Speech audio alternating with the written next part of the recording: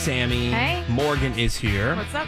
And the trending news headlines with Gina Grad. Well, we have some new details coming out about that collision between an Air Canada flight and that emergency vehicle at LaGuardia.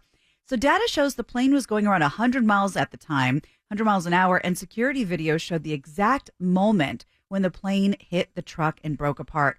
One flight attendant was strapped into the jump seat at the front of the plane when it split. She was ejected more than 300 feet down the runway. Lived. And just lived. All she had was a broken leg. Oh, is that right? That's it. Yeah, she's expected to be fine. Yeah, all I saw was that she ended up obviously in the hospital, but she was alive. I'm like, that's a miracle. I was going to say the absolute best case scenario, quadriplegic, spinal crack or something. But no, just a broken leg. In the rest of the plane, passengers say the plane landed normally before they stopped, and then they just felt a huge slam a few seconds later. Right before impact, the pilot of the plane saw that they were about to hit, and passengers say the pilot threw the plane into reverse in the last second, trying to slow it down. Didn't know you could do that. No, it's like planes reverse do that. Thrust. Yeah, when they land, it's one of the things they use to slow down. Yeah, but they felt it.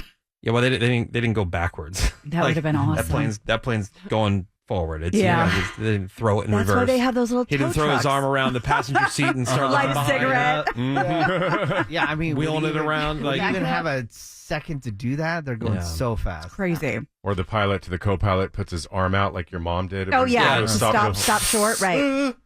Yeah. Well, the California civil jury has found disgraced actor, as we call him, Bill Cosby, liable for drugging and sexually assaulting a woman back in 1972. Wow, very newsy. Right? It's Bill Cosby. Do we have to say disgraced actor? Like, really? You know why? I took it out and then I put it back in because I thought... Why? I don't know who Bill Cosby is? I know. I heard. I hate that Morgan, newsy stuff so much. I heard the news say former comedian. Yeah, right. Really? We all need a frame of reference on Bill Cosby. He's still telling jokes in prison. I thought about Morgan and disgraced actor Bill Cosby, and anyone younger than Morgan. And I thought, does anyone who's like 20 know who Bill Cosby is? Yes, of course. Really? Okay. Yeah. I wasn't sure.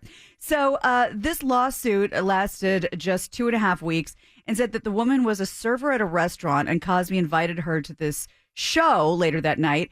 And she said that Cosby gave her wine and a couple of pills she thought were aspirin. But by the time she left that night, she was slipping in and out of consciousness. And she claimed that she woke up the next morning with no clothes on and that Cosby had drugged and raped her. So the woman won the case fairly easily. She was awarded $17.5 million in past damages and another $1.75 million in future damages. And that includes stuff like mental suffering and loss of enjoyment of life. And the Senate has confirmed Mark Wayne Mullen as the new Secretary of Homeland Security in a 54-45 vote. Even a couple Democrats joined in to vote for him. So this comes as the department, of course, dealing with shutdowns and long TSA lines, lots of criticism over immigration policies. Mullen doesn't have a lot of experience with Homeland Security, but he says his goal in the next 6 months is to, quote, make it so we're not the lead story every single day, which I like that. The Supreme Court's conservative majority is siding with Republicans in a case about whether mail-in ballots that arrive after Election Day should still count, even if they were sent on time. Republicans say ballots should be both cast and received by Election Day, while others say they should count as long as voters mailed them when they were supposed to. So the court's liberal justices disagreed and argue it's really not the court's job to step in on something like this, and they're expected to come up with some kind of decision in June. Go ahead, Greg. No, I was going to say that, I'm not exactly a young person, and I went my whole life where voting never seemed to be an issue all the time. Yeah. Now it's just a damn issue. And now we're talking about it in the Supreme Court. Yeah. Is a ballot late, even though it was sent on time? Again, I went my whole life. You just voted. Well, and the other Why thing, is it too. an issue? The other thing, too, is we went our whole lives not thinking anything about the post office.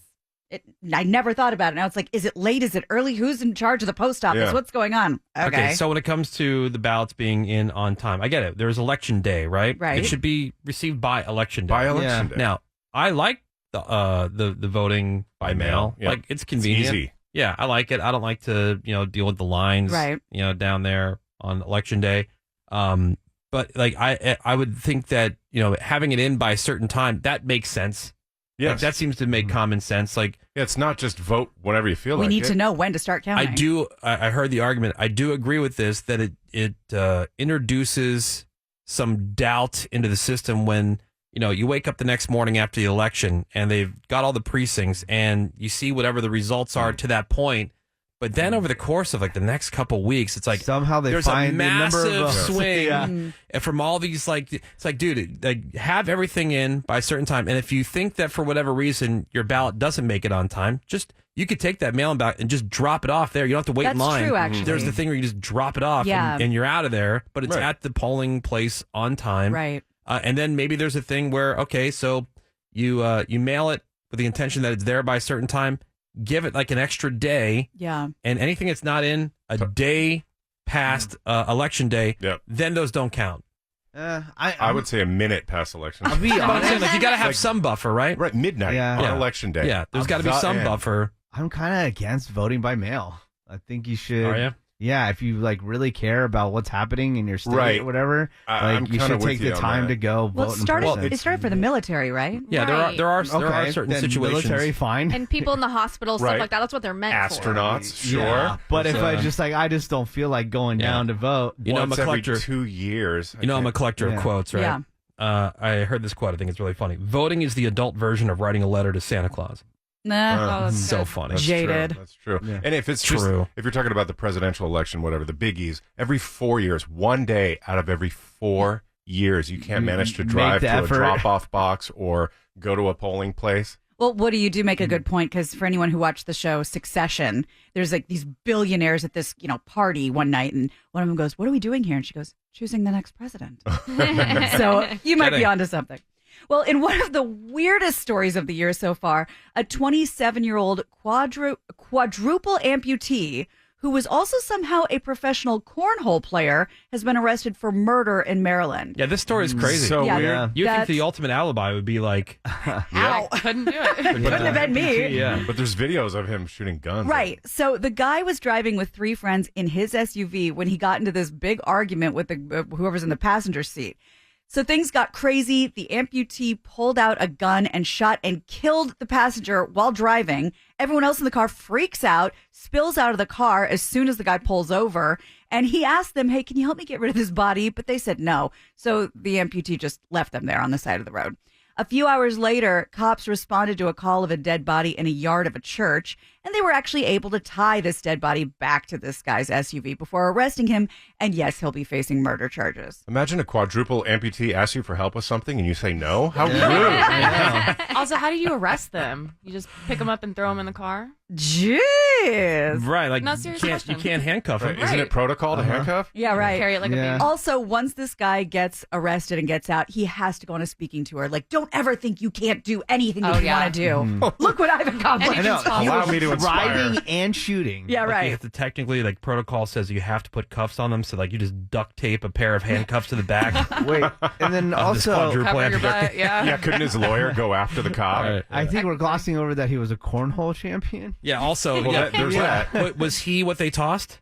No kidding. Good You know what I idea. mean? Yeah. Like he was the bag. They have that on ESPN though. Like they play Yeah, of cornhole. course. Yeah, but Like a real for real tournament. And finally, a new set of videos going viral. And this one just shows straight up theft happening. It's a little bit funny, but people are getting pissed.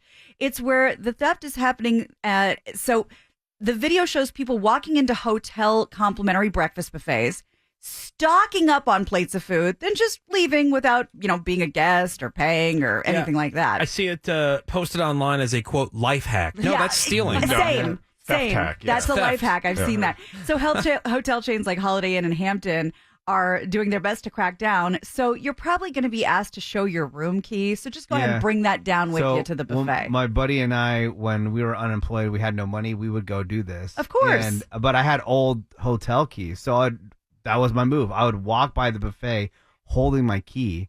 Oh. And it wasn't even the key. So you look it wasn't normal. even the key for the hotel that we were at. Because the one story that I saw, one of the hotel chains, the way they're cracking down on it is they have someone standing there by the plates. Okay. And that then didn't before happen you when pick up we a did plate, they have like one of the card readers there. So you take Yeah. like how you would buzz into the pool Yeah. or Right. the gym, Nice. Yeah. and you take your current key, and you bleep, and if it goes green, then you all right. So grab a plate. Like, there's usually like a podium, like where the hostess stands. Right. And that's where you do that. Same thing. So this person just posted up by the plates. Right. We met so many cool people, like And the one-touch pancake maker. We met pilots. We met people that were like, living in the city for like a month in the hotel. Yeah. Like it was the best time ever.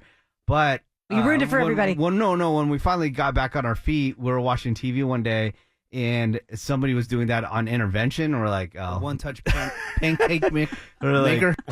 We were intervention level. Yeah. Like drug addicts.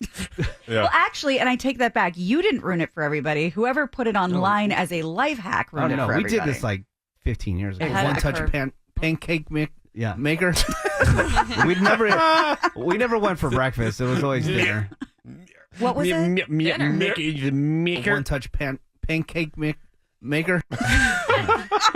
Wait, dinner miss? They have free dinner at home? Yeah, it was free dinner every Wow. night. Yeah, Okay. they had Never free heard of beer that. too. Yeah, there were some Again, hotels this that- was 15 years ago. Oh. Yeah. Or had, more, 17, 15. happy hour. So like from 5 to 7, Yeah. you go and if you were Have a some guest, wine. got drinks and What's the snacks. one that was known for their cookies? Was it DoubleTree? Yeah. I think so. Oh yeah, right. Yeah. We never went DoubleTree. Warm cookies. Well, if you wanted dessert. Right. And then After your big dinner. and then Embassy Suites had that happy hour. It ruled. Little cheese cubes, God. sweaty Yeah. cheese cubes and wine. Yeah, sweaty cheese cubes and boxed wine. Hell Right. yeah, that's all you need in life. Well, that's what's going on, Woody. All right, thank you very much, Gina Grad. Yep. More Woody Show is next.